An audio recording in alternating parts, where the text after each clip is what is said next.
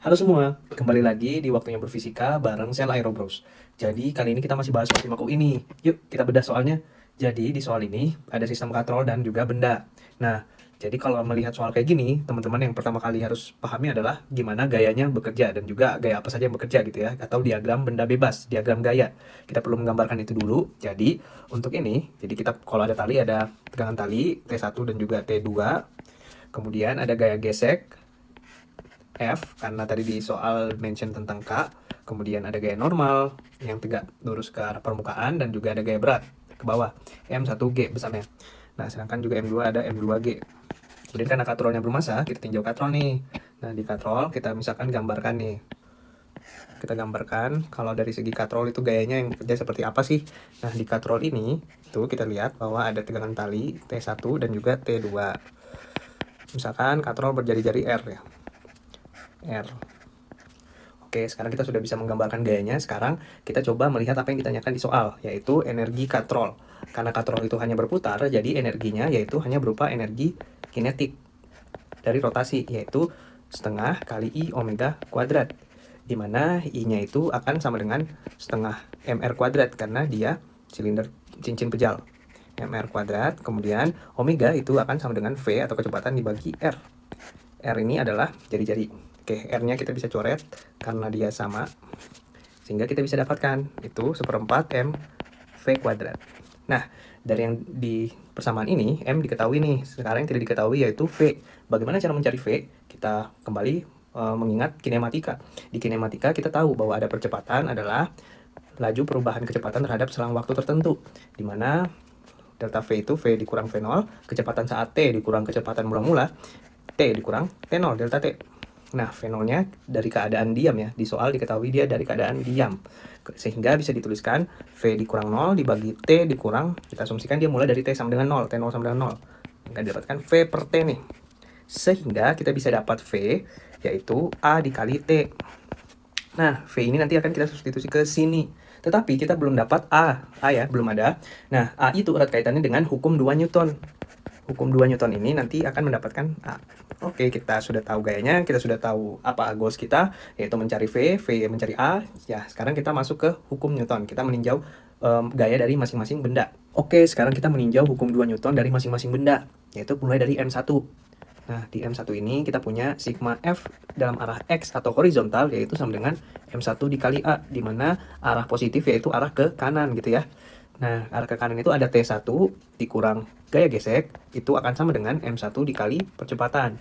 Nah, kita belum tahu nih gaya geseknya dapat dari mana. Jadi gaya gesek itu adalah mu atau koefisien gesek kinetis dikali gaya normal, di mana mu K yaitu diketahui di soal yaitu K dikali gaya normal. Nah, gaya normal ini dapat dari mana? Kita meninjau dari sigma Fy. Itu akan sama dengan 0 karena dia setimbang di arah Y, tidak ada pergerakan di arah Y. Sehingga kita bisa tuliskan N dikurang Mg sama dengan 0, sehingga N sama dengan Mg. Kita substitusi ke persamaan gaya gesek tadi, F sama dengan K dikali Mg ya. Dapat, kita substitusilah ke sini. Oke, T1 dikurang K dikali Mg, M1G sama dengan M1A. Harusnya ada M1 ya. Oke, maka untuk mencari T1 itu sama dengan K M1G plus M1A. Kita dapat satu persamaan. Kemudian lanjut kita tinjau M2, yaitu sigma Fy sama dengan M2 dikali A, di mana yang arah bawah adalah positif. Sehingga M2G dikurang T2 sama dengan M2A ya. Sehingga kita bisa ekspresikan T2 itu sama dengan M2G kurang M2A. Kita kurangi kedua ruas dengan dapat. Nah, sekarang kita tinjau katrol. Nah, katrol karena dia rotasi, kita hanya punya sigma momen sama dengan I, momen inersia dikali alfa. Di mana alfa ini karena tanpa slip, dia sama dengan A dibagi R, percepatan dibagi jari-jari. Sehingga didapatkan momen adalah gaya dikali lengan gaya, di mana T1 memiliki lengan gaya R, T2 memiliki lengan gaya R juga atau jari-jarinya. Kita tuliskan, di mana katrol kan berputar searah jarum jam ya, karena sistem M2 ke bawah, maka katrol akan berputar searah jarum jam. Sehingga yang menyebabkan dia berputar searah jarum jam itu positif.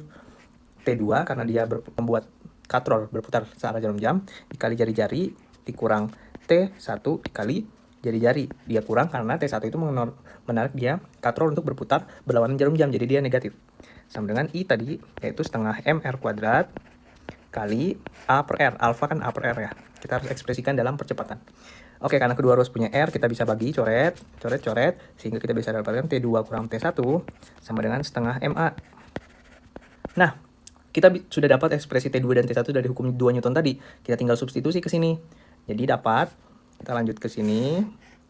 T2 yaitu M2G kurang M2A dikurang T1. T1 tadi ada di slide sebelumnya, KM1G plus M1A. KM1G plus M1A itu sama dengan setengah MA ya. Setengah MA. Nah, kita buat A di salah satu ruas saja dengan menjumlahkan dengan M2A dan M1A. Sehingga kita bisa tuliskan M2G kurang K M1G sama dengan M2A plus M1A plus setengah MA. Nah, oke, lanjut sebelahnya kita faktorkan. Dikali M2 kurang KM1. Di ruas kanan kita bisa faktorkan A karena semuanya punya A ya. Semua di sini punya A. M2 kurang M1 plus M1, plus M per 2 ya. Dari sini. Oke, kita bisa dapatkan A yaitu G dikali M2 kurang KM1 dibagi M2 plus M1 plus M per 2. Dapat nih A-nya. Sekarang tinggal substitusi. Kita tahu tadi V sama dengan A kali T. Sehingga dapatlah GT kali M2 kurang KM1 dibagi M2 plus M1 plus M per 2.